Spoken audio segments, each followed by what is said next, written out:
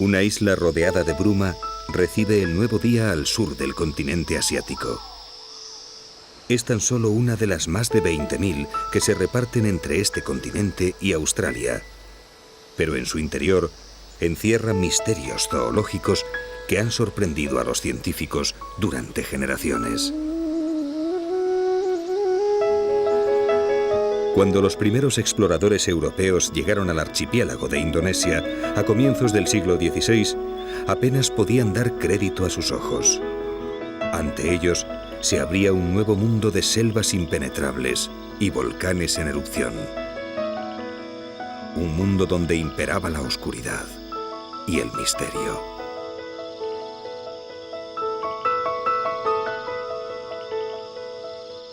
La naturaleza parecía haber perdido toda su lógica en este lejano lugar.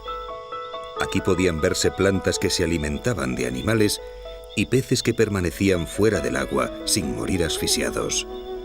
Cada descubrimiento encerraba un nuevo misterio.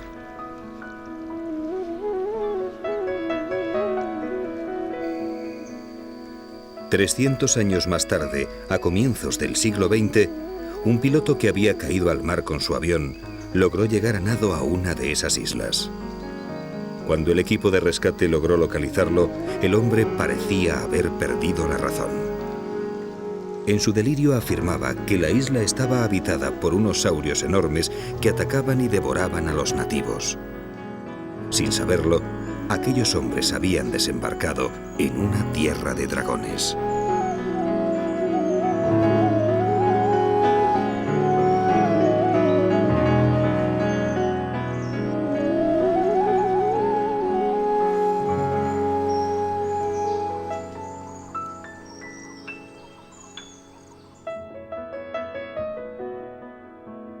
Durante las glaciaciones del Pleistoceno, el aumento del hielo en los casquetes polares provocó un descenso en el nivel del mar.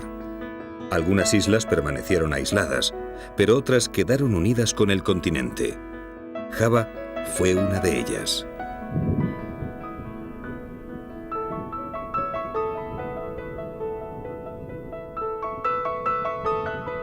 Tras la glaciación, el mar recuperó su nivel primitivo y Java perdió el contacto con las poblaciones de Asia. Había vuelto a quedar aislada. A partir de ese momento, su fauna y su flora tomarían caminos evolutivos distintos a los del continente. Unos caminos que acabarían por convertirlas en criaturas legendarias.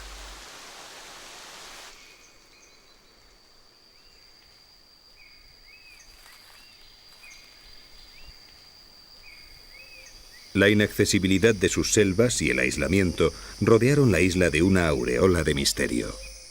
Los escasos visitantes que recibía del continente volvían con extrañas historias que hablaban de animales para ellos desconocidos.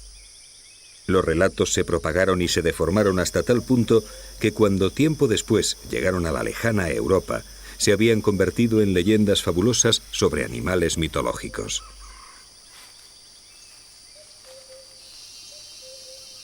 Siglos más tarde, cuando los colonizadores europeos llegaran a la lejana isla de Java, se encontrarían con las extrañas criaturas que habían dado origen a sus antiguas leyendas.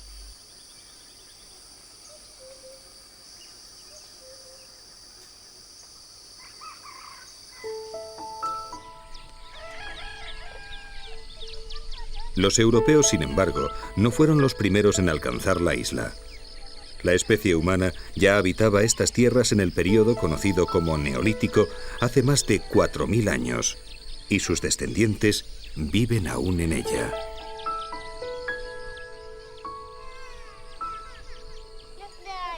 A lo largo de innumerables generaciones, los pobladores locales convivieron con la jungla y sus misteriosos habitantes.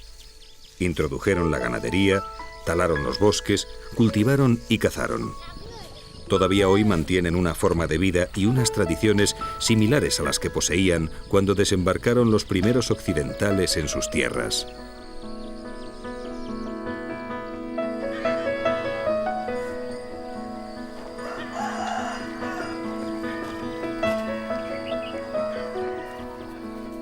El conocimiento se transmitía de padres a hijos por medio de la tradición oral. Las nuevas generaciones aprendían de sus mayores qué especies cultivar y con qué técnicas, cuáles eran los mejores pastos o qué peces eran comestibles.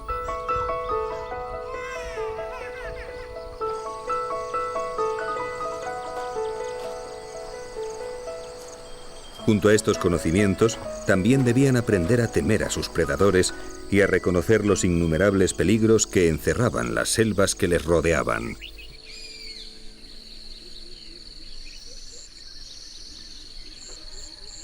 A través de ellos, los exploradores europeos recibieron las primeras descripciones de la fauna que habitaba estos parajes.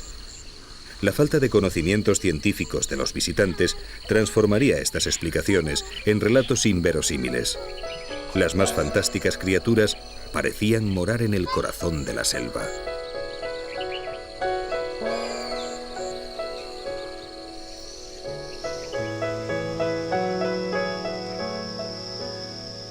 La mayoría de estos animales vivía en el interior del ecosistema más presente en la isla, el bosque tropical lluvioso.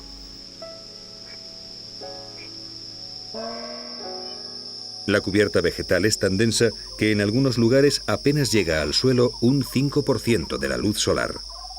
La oscuridad y la espesura hacen casi imposible la localización de la fauna. Los únicos indicios de su presencia son los sonidos que llenan la atmósfera.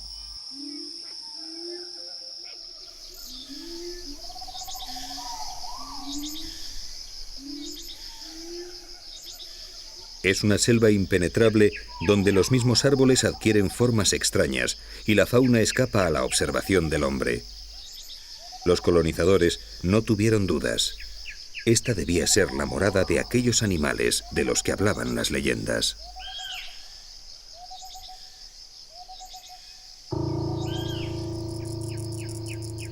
En todos los estratos de la jungla, la fauna parece invisible, pero está presente. A nivel del suelo, miles de diminutos animales limpian la selva de cadáveres y restos vegetales. Un trabajo que no se aprecia a simple vista, pero que resulta vital para el sistema.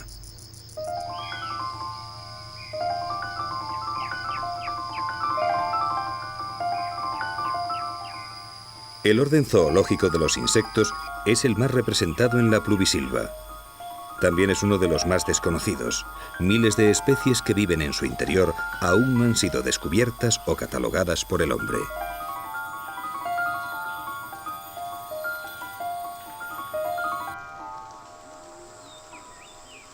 En el estrato arbóreo vive gran parte de la fauna local. Estos macacos cangrejeros representan tan solo a una de las 10 especies de macacos que habitan el archipiélago.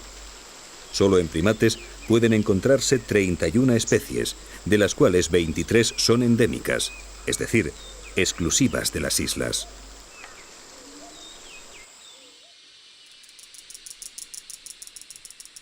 El aislamiento produjo numerosos endemismos y una gran diversidad biológica. Aquí pueden encontrarse bosques lluviosos tropicales, manglares y sabanas. Cada uno de ellos cuenta con su fauna y flora específicas. En algunos casos, las especies son exclusivas del archipiélago e incluso puede darse el caso de estar restringidas a una sola isla.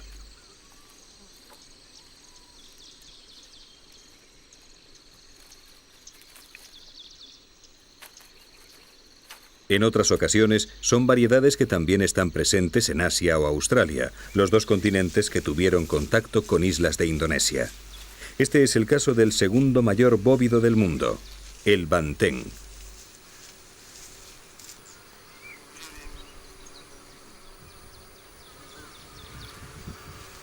Los banteng de 900 kilos de peso y casi 2 metros de altura prefieren los espacios abiertos al interior de la selva.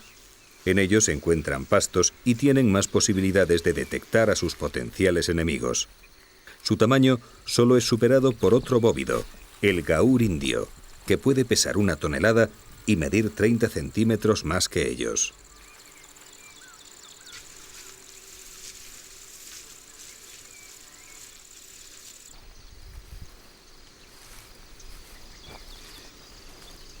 Los grupos de bantengs están compuestos por varias hembras lideradas por un macho dominante que vigila de forma constante su harén.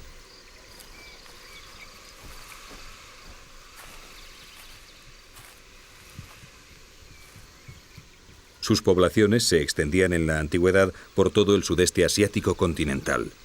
Llegó a ser una importante fuente de alimentación para las poblaciones locales y en la actualidad se encuentra domesticado en algunas islas. Los ejemplares salvajes, sin embargo, han sido objeto de una intensa caza y hoy solo sobreviven en Burma, Tailandia, Borneo y aquí, en Java.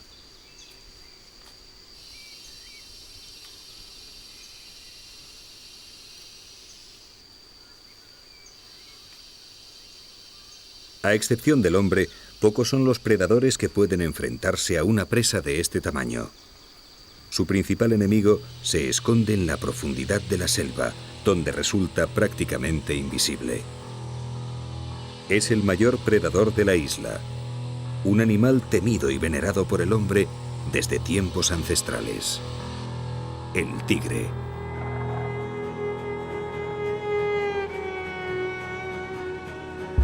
Hoy el tigre es casi un desconocido para el bantén. Tras la intensa caza a que se ha visto sometido, sus poblaciones han quedado tan reducidas que en Java su extinción se da casi por segura. La misma amenaza que se cierne sobre el mayor habitante de estas selvas.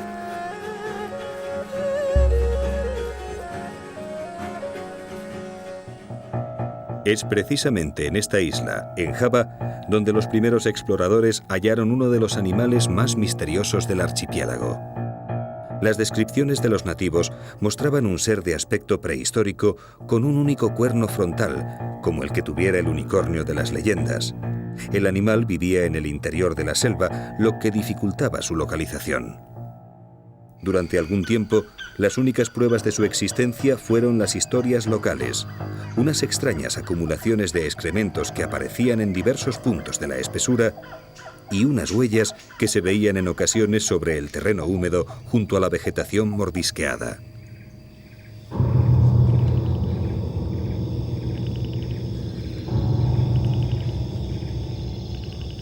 El misterioso animal, sin embargo, acabaría saliendo a la luz.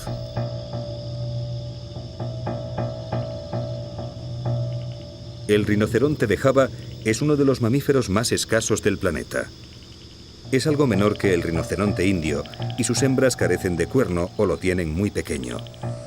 Su ausencia ha resultado trascendental para ellas, ya que les hace poco atractivas para los cazadores furtivos.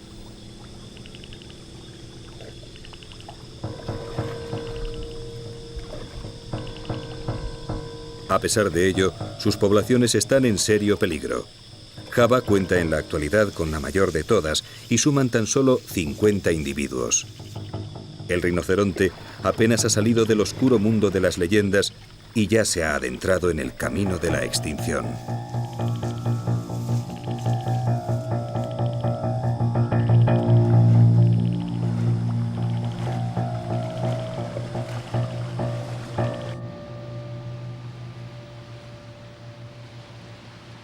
El rinoceronte es una de las especies que llegaron al archipiélago durante las glaciaciones y quedaron después aisladas. Con la subida de las aguas, solo aquellas comunidades animales o vegetales capaces de atravesar los mares pudieron alcanzar las islas. Una de esas comunidades se asienta hoy sobre los limos de los estuarios, allí donde se juntan las aguas dulces de los ríos con el mar. Sus árboles forman un laberinto impenetrable de raíces y troncos. Un ecosistema inaccesible habitado por especies que se hallan a medio camino entre el mar y la tierra.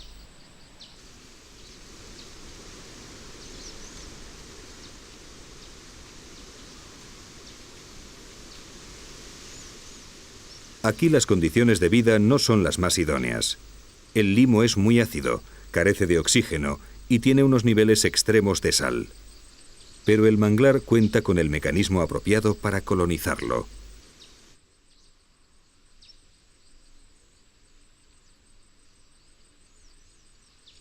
Las semillas del mangle deben enfrentarse a estos problemas y además establecerse en un lecho sujeto a mareas y corrientes. Para lograrlo, germinan en el propio árbol y desarrollan un vástago de hasta 40 centímetros de longitud. Solo entonces se desprenden. Si coincide con la marea baja, quedará clavada sobre el lecho y podrá arraigarse.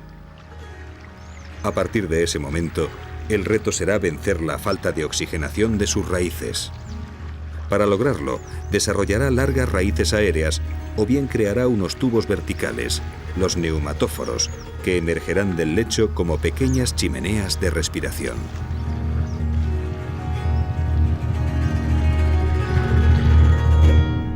Esta semilla ha caído durante la marea alta, pero no se perderá.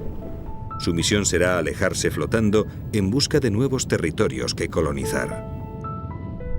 Por debajo de ella se extiende otro universo de vida, un mundo que desde la antigüedad ha fascinado y atemorizado al hombre.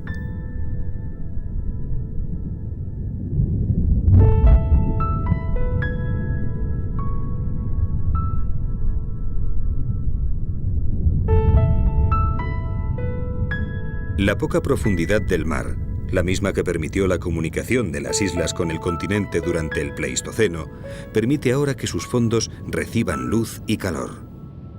La fauna y la flora marinas han encontrado unas condiciones favorables para vivir y en pocos lugares del mundo se han desarrollado con tal profusión.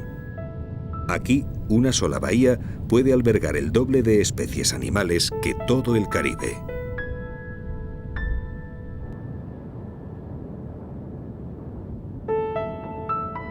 La evolución ha creado en estos paraísos submarinos unos seres tan diferentes a los de la superficie que desorientaron a los científicos durante años.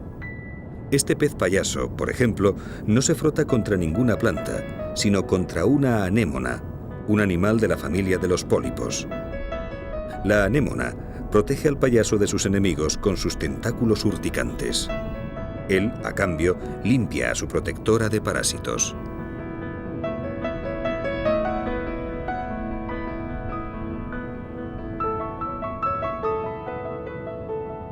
Mucho antes de que la ciencia pudiera estudiar la relación simbiótica entre el pez payaso y la anémona, el mar era para el hombre un lugar lleno de misterio.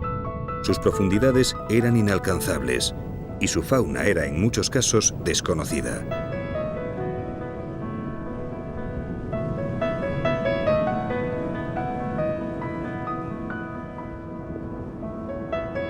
La falta de información científica fue suplida por la fantasía del hombre, que vio en las aguas del océano unicornios marinos, serpientes gigantes y sirenas. Las historias contadas por los marineros corrían de boca en boca y alentaban la imaginación de la gente, ayudadas por el gran número de personas que morían cada año en el mar.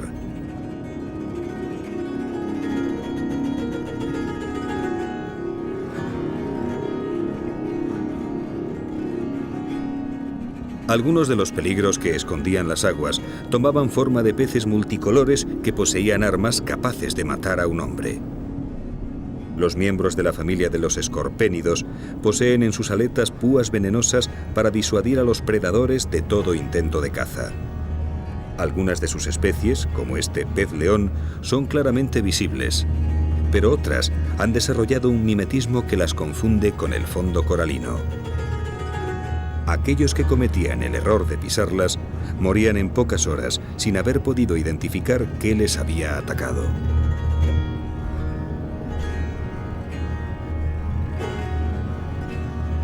En otras ocasiones, el peligro provenía de unos animales mucho más conocidos, las serpientes.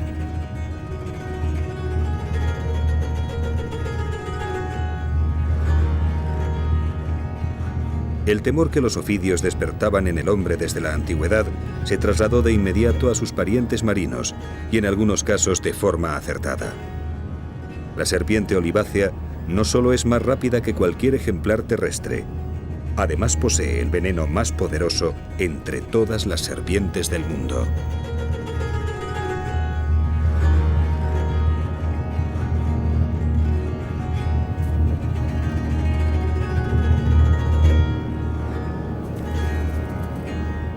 Junto al temor, el arrecife de coral despertó desde un principio la admiración de los hombres. Las aguas claras del Índico permitían una visibilidad impensable en otros mares.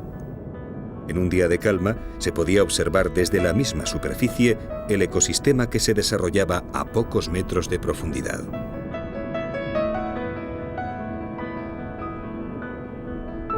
Ante los ojos del hombre, apareció un paraíso lleno de colorido y formas desconocidas hasta entonces. Un mundo en el que los peces compartían su hábitat con animales que semejaban plantas o con las holoturias, unos extraños gusanos gigantes que parecían expulsar fuera de sí el aparato digestivo cuando se veían amenazados.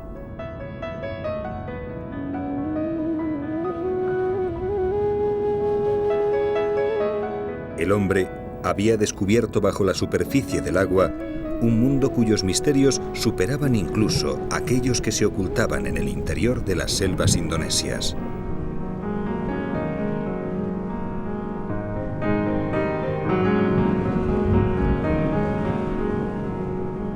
Más allá del arrecife de coral se extienden las aguas abiertas del océano, uno de los lugares que desde antiguo han inspirado mayor temor al hombre. Los fondos marinos se pierden en las profundidades y ante la vista solo queda el llamado Gran Azul, la inmensidad del océano.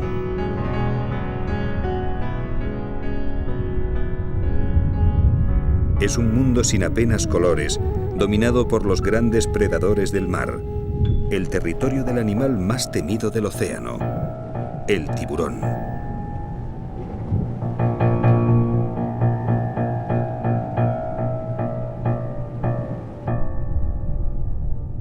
De todas las especies de tiburones que habitan los mares, solo unas pocas atacan al hombre, pero han bastado para dotar a los escualos de una fama terrorífica.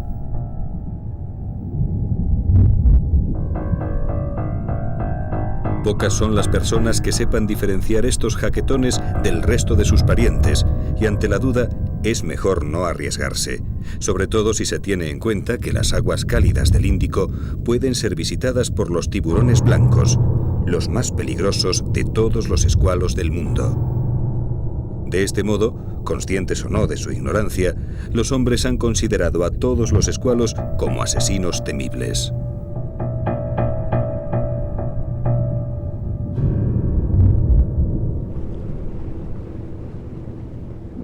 Por encima de ellos, en la superficie, la semilla que partió del manglar prosigue su camino. Su clorofila le permite realizar la fotosíntesis, gracias a la cual podrá mantenerse viva durante casi un año a pesar de estar germinada. Si durante ese tiempo alcanza las aguas salobres de un estuario, podrá quedar varada en el fango, desarrollarse y crear un nuevo manglar en otra isla del archipiélago. Con el manglar llegan también nuevas especies de fauna. Una de ellas está oteando el exterior a través de sus periscopios naturales.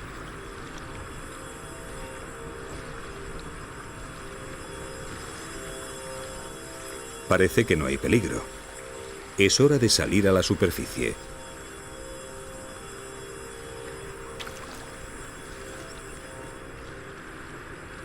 Se trata de un cangrejo violinista.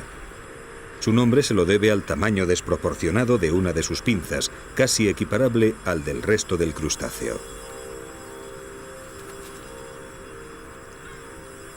El fango de los manglares es su fuente de alimentación. Para extraer las sustancias nutritivas que contiene, el cangrejo recoge con las pinzas terrones de limo y los coloca en los palpos que posee frente a la boca. Estos miembros están dotados de unas finas cerdas que filtran la comida y la introducen en la cavidad bucal.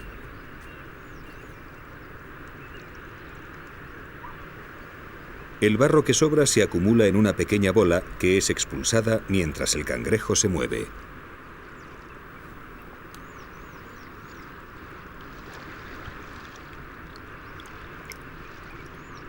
El macho solo puede utilizar una de sus pinzas.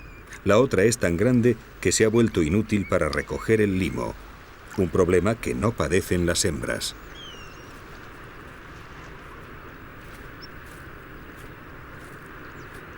El desarrollo de la pinza tiene dos misiones fundamentales: marcar el territorio y atraer a las hembras. Para ello, el macho la exhibe con movimientos enérgicos.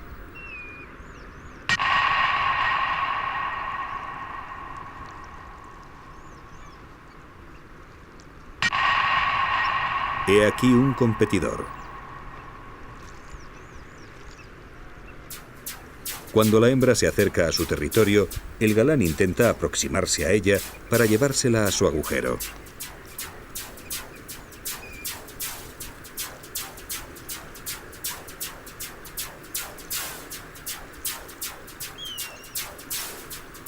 No ha habido éxito.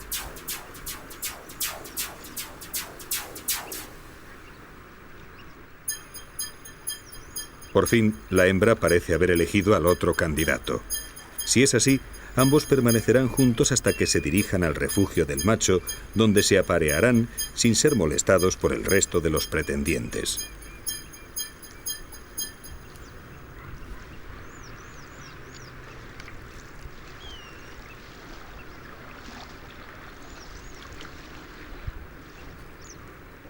En el manglar conviven varias especies de cangrejos violinistas, a pesar de lo cual las hembras no tienen problemas para distinguir a sus galanes.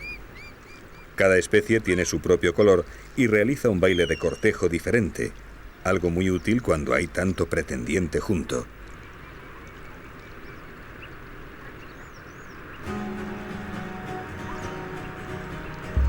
El enorme número de cangrejos presentes limita el tamaño de los territorios y acentúa la competencia.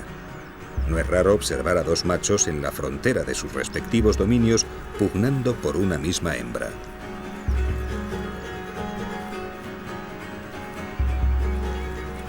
Con tantos pretendientes juntos, no tardan en producirse peleas.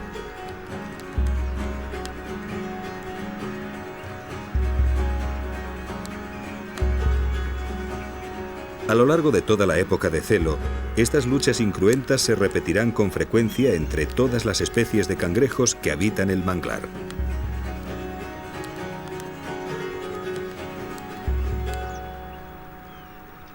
Mientras los cangrejos prosiguen sus cortejos, un animal diminuto emerge del agua apoyándose en sus aletas. Es un pez, y sin embargo, no muere asfixiado al salir a tierra firme.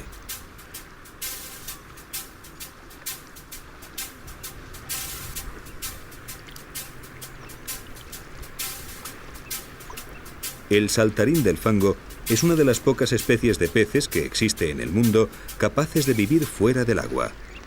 Su sorprendente característica le sirve para alimentarse de las pequeñas algas, crustáceos y gusanos que habitan los manglares.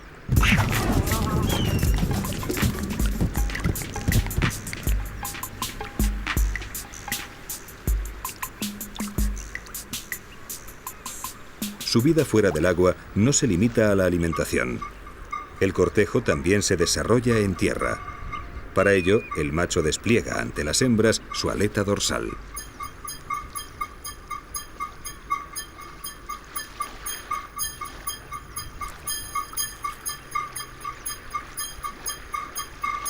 El problema es que los saltarines son tan pequeños que no se les ve mucho.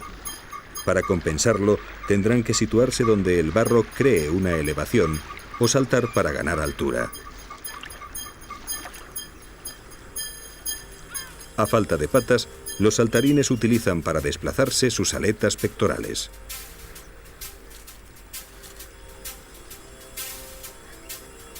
Las aletas han adquirido una fuerte musculatura e incluso una articulación en su parte media que recuerda al codo que poseemos los animales terrestres.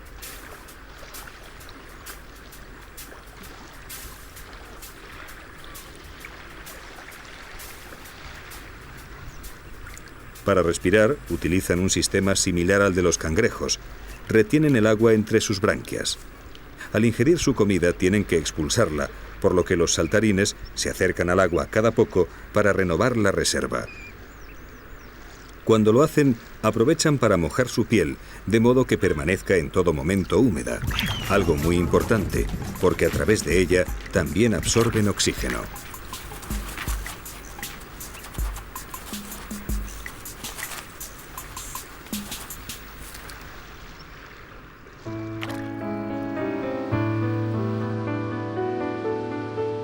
Entre las miles de islas que componen el archipiélago, hay una que, a pesar de su pequeño tamaño, posee un valor extraordinario. Los peligrosos arrecifes que la rodean, unidos a su escasa extensión, hicieron que durante siglos pasara desapercibida para los colonizadores. Nada en su apariencia hace sospechar los misterios que guarda en su interior.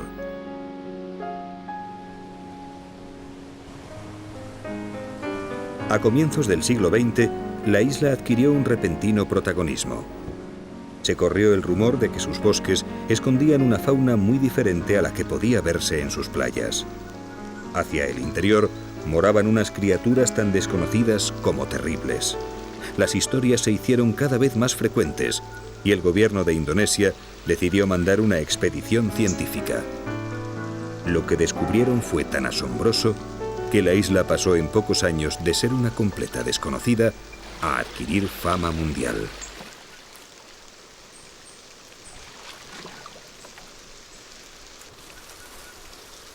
En el interior de los diferentes ecosistemas conviven especies de fauna autóctona con otras introducidas por el hombre.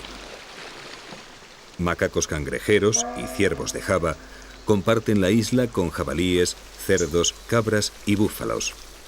Todos ellos, domésticos o salvajes, son presas potenciales del gran predador de la isla, aquel al que los nativos llaman Ora, el dragón.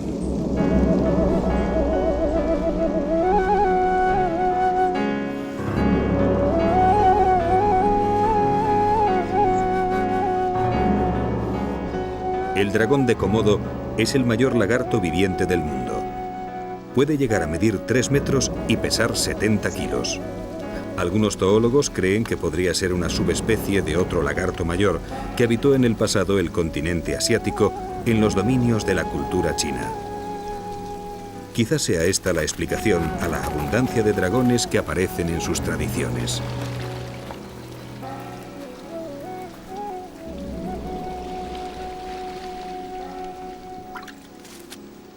Posee una vista y un oído poco desarrollados. Para cazar, tiene que confiar en su olfato.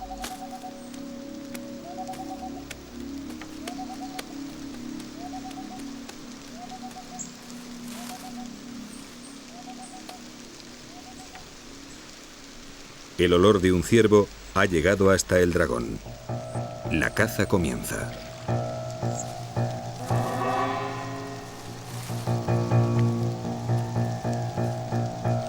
Cada vez que saca su lengua, las partículas que trae el aire son atrapadas en sus dos puntas. Al recogerla, introduce estas en un receptor especial llamado órgano de Jacobson, que está situado en la parte superior de su boca. Este analiza las partículas recibidas e indica al dragón no solo la presencia del ciervo, sino también la dirección en la que se encuentra.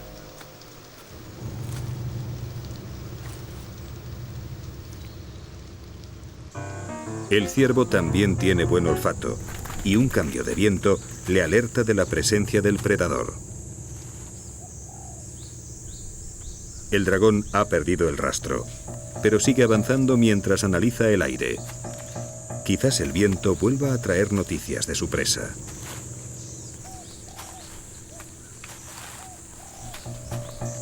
El ciervo está ya fuera de su alcance, pero aún así el varano no abandona.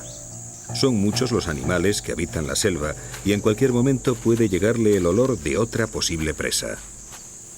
Nada le hace sospechar que por encima suyo una de ellas le vigila en silencio y una que guarda gran relación con él.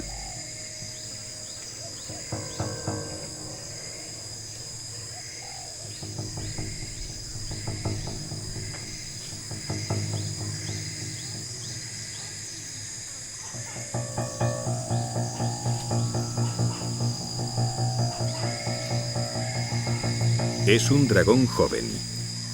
La voracidad de estos animales es tal que los adultos no dudan en atacar a las crías de su misma especie. Para evitar ser localizadas, estas se impregnan de heces que disimulan su olor natural y trepan a los árboles, donde permanecen hasta que el predador se aleja.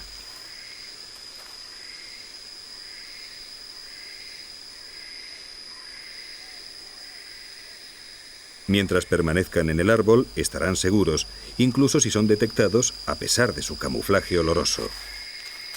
Los ejemplares adultos pesan demasiado para poder subir por el tronco en su búsqueda.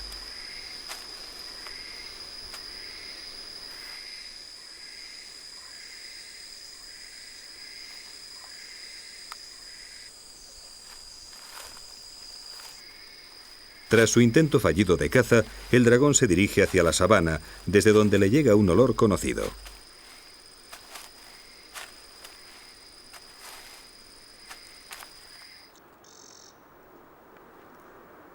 Los espacios abiertos son frecuentados por los grandes herbívoros autóctonos, pero también por el ganado doméstico de los indígenas. Unos y otros encuentran aquí pastos y brotes con que alimentarse.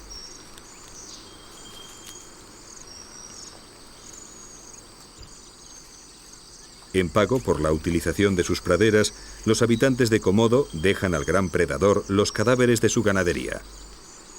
Cuantos más muertos haya, menos probabilidades tendrán de que los reptiles salden la deuda por su cuenta atacando a las reses vivas.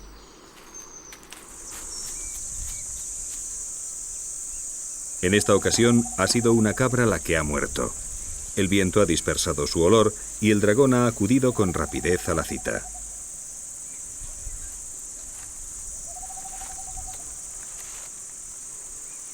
Debe comenzar a comer de inmediato. Si él ha localizado el cadáver, no es extraño que otros dragones lo hagan en breve. Lo primero que devorará serán las vísceras, la parte más fácil, blanda y rápida de comer.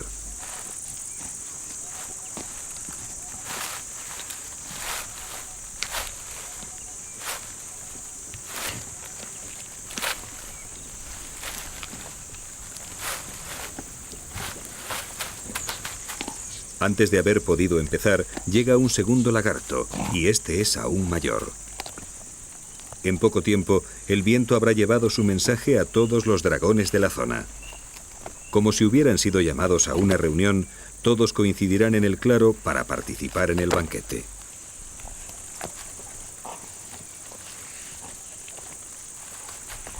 Cuando llega el tercer comensal, ya no quedan vísceras. Es el premio que reciben los primeros en localizar el alimento.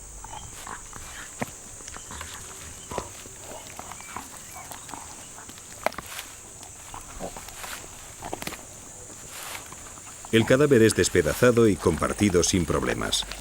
Por extraño que resulte, no se producen peleas entre ellos. Cada cual busca su hueco y se concentra en la comida que tiene delante.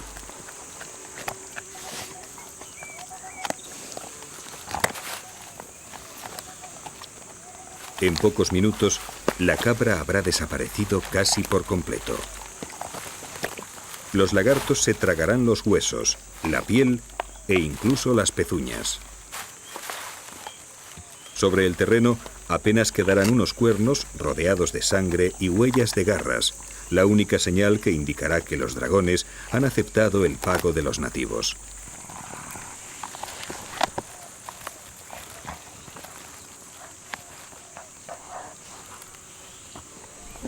En mitad de la vorágine, aparece en el claro un personaje nuevo.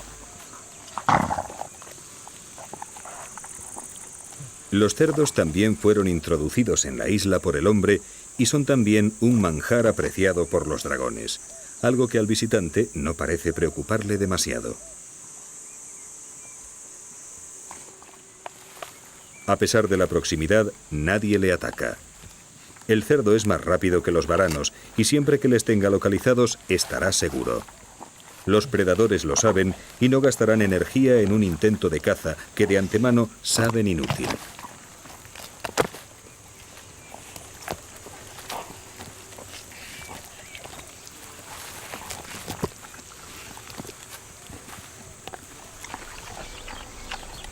Todas las islas que cuentan con asentamientos humanos han sido invadidas por su fauna acompañante.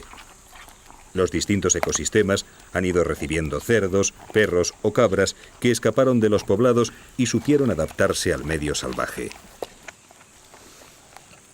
Ellos constituyen la última fauna que ha logrado salvar el aislamiento insular y los últimos en convertirse en víctimas del dragón de Komodo.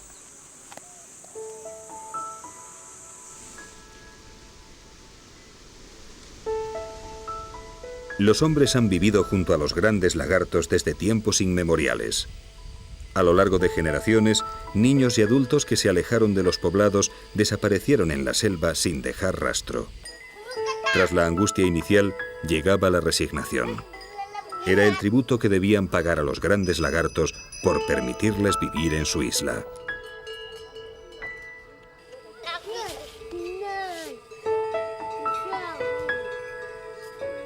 Todavía hoy, 2.500 personas viven entre Komodo y Rinca, dos de las 4 islas que aún albergan dragones en su interior.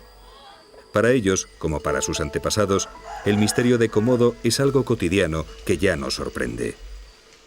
Para los europeos que llegaron por primera vez a la isla, fue la confirmación de que se hallaban en una tierra mítica donde los dragones todavía aterrorizaban a los hombres. Un lugar donde moraban los animales de sus pesadillas.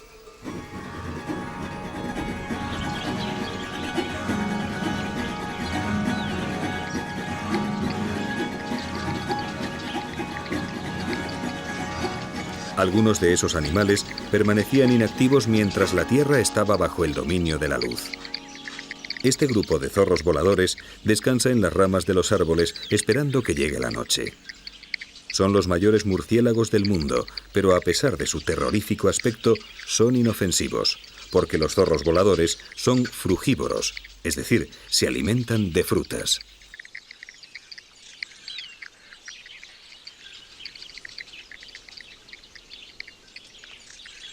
Su actividad comenzará en el mismo momento en que decline el día con la caída del sol.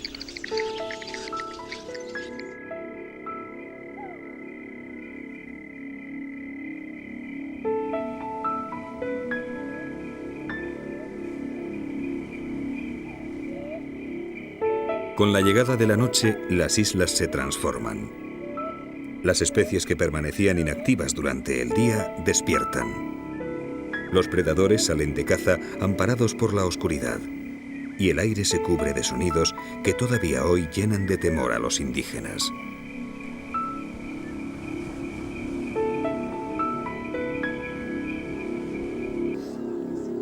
La gente permanece en sus chozas y nadie sale del poblado. Por unas horas, las islas recuperan su estado salvaje, fuera del dominio del hombre.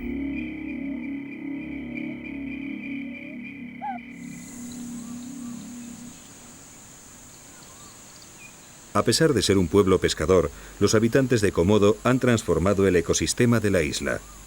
Cabras y búfalos de agua han pastado en las sabanas desde la llegada del hombre. Las talas continuadas para obtener madera han hecho desaparecer muchos de los bosques que antaño ocupaban estas tierras, y hoy gran parte de ellas están cubiertas por sabanas.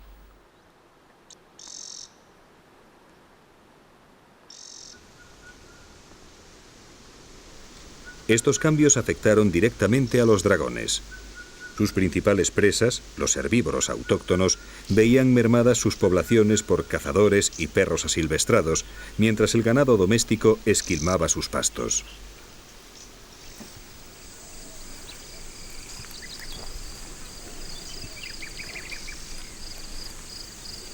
Con el hombre en sus dominios y sus presas naturales en declive, la confrontación era inevitable.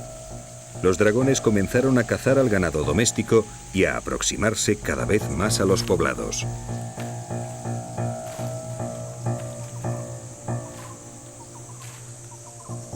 A medida que su ecosistema se deterioraba, la presión sobre los habitantes locales se hacía mayor.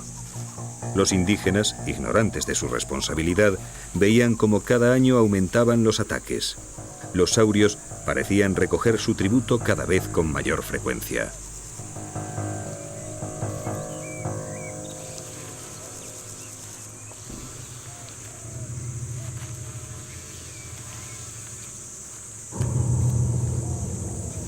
El tamaño de la presa no supone un problema para los varanos. Si no pueden matarlo en el momento del ataque, basta con que consigan morderlo. En su boca viven más de 50 variedades de bacterias infecciosas, y un solo mordisco es suficiente para que pasen a la herida. Al cabo de una semana como máximo, el animal morirá a consecuencia de la infección. Cuando esto ocurra, los dragones lo localizarán por el olor y darán buena cuenta de él. Un caso sorprendente de caza a largo plazo.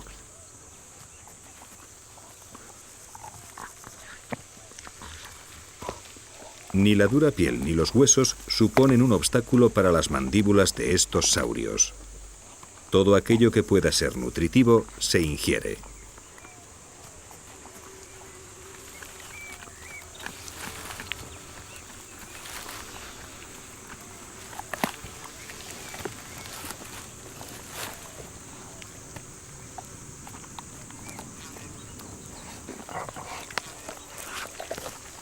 Un dragón puede comer hasta el 70% de su peso corporal de una sola vez gracias a la capacidad de dilatarse que tiene su estómago. Un niño de 9 años puede ser devorado completamente por un solo ejemplar adulto. No es de extrañar, por tanto, que estas criaturas inspiraran un profundo terror a los nativos de la isla.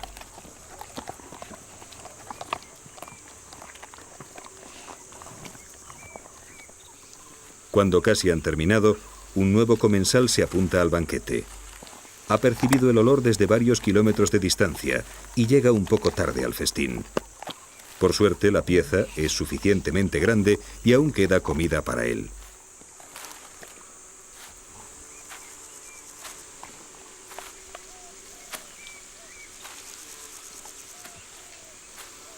Su capacidad para ingerir grandes cantidades de comida de una vez les permite permanecer un largo periodo sin alimentarse.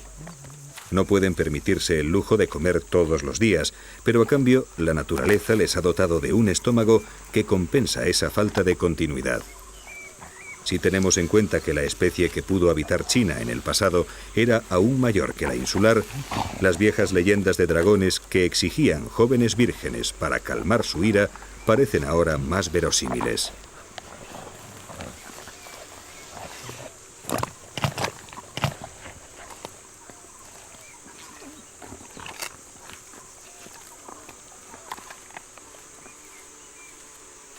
Por el tamaño de sus abdómenes puede adivinarse quiénes están saciados.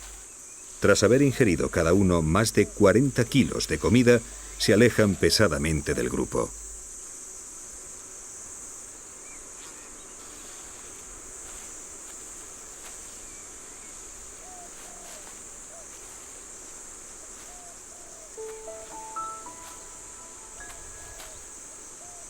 En breve les seguirá el resto. Su próximo objetivo será buscar una sombra donde descansar y hacer la larga digestión.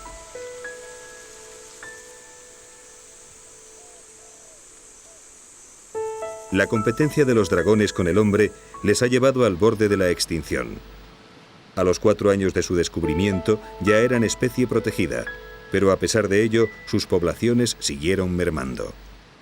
Solo 31 años después, en 1936, el gobierno comprendió que su protección no serviría de nada si no se preservaba su entorno. Las islas, que aún conservaban ejemplares, fueron declaradas santuarios y se protegieron sus ecosistemas.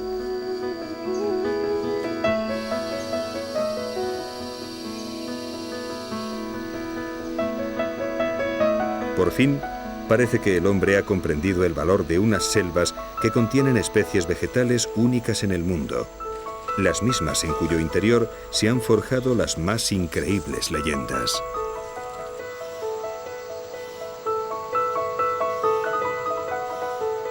La profundidad de estas junglas constituye el último refugio para una fauna que ha rodeado las islas de Indonesia de un aura de misterio. Especies que han permanecido ocultas hasta hace poco a la mirada del hombre y que en algunos casos todavía siguen siendo unas grandes desconocidas para los investigadores de todo el mundo.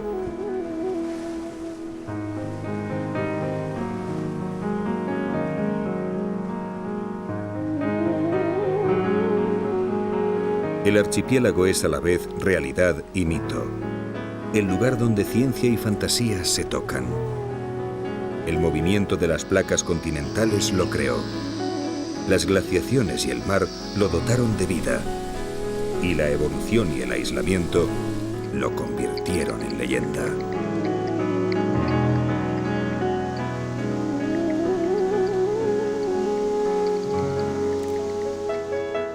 Hoy, muchos de sus misterios han quedado al descubierto, pero el interior de sus islas todavía esconde criaturas desconocidas. Animales que quizá hoy, como hace 300 años, creamos que son solo el fruto de la imaginación de nuestros antepasados.